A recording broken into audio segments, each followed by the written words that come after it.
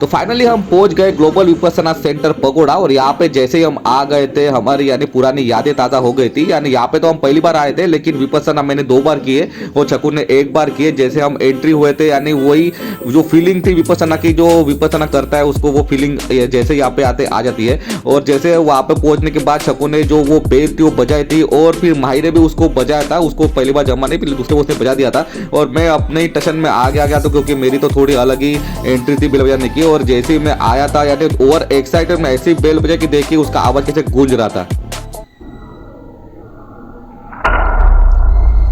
मुझे लगा कि टूट जाएगी, लेकिन उसके बाद में फिर हम चले गए आगे। और यहाँ पे हमको आज यानी ऐसे मौके पे हम पहुंच गए थे 4:30 बजे कि वहाँ पे विपස්සना करने का हमको मौका मिल रहा था। और जैसे ही हम वहाँ पे पहुंचे थे थोड़ा पहले हम बाहर घूम लिए थे। यहाँ पे धम्मचक्र था, धम्मचक्र हम देख के वहाँ पे फोटो वगैरह निकाले। वहाँ पे आगे में बहुत हमने विजिट वगैरह किया था। यहाँ पे जो लोग रहते हैं वो अलग रहते पगोड़ा में रहते हैं। और यहाँ जैसे यहाँ पे सब लोग जो विपස්සना किए हुए जो नहीं किए हुए यहाँ पे विपස්සना कर सकते हैं। तो हम जैसे अंदर एंट्री हुए हमको 10 मिनट का विपස්සना यहाँ पे करना था, जो कि मैंने तो बहुत दिनों बाद में बहुत सालों बाद बोल सकते हैं आप, तो मैंने विपස්සना की। और उसके बाद हम जैसे बाहर निकल गए।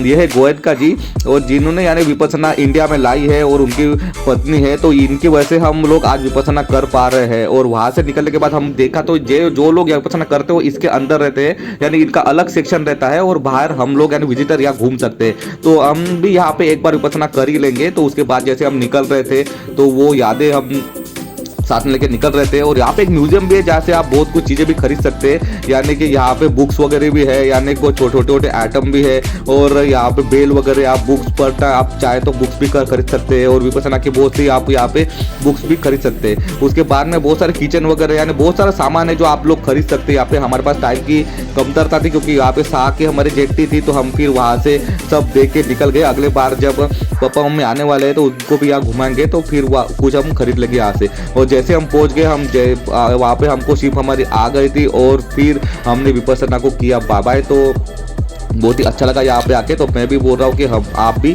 कभी यहाँ पे आके विपස්සना करिए और ट्राई करिए, बहुत ही अच्छा प्लेस है। तो do like comment share and subscribe और चैनल विजिट के ब्लॉग। Thank you.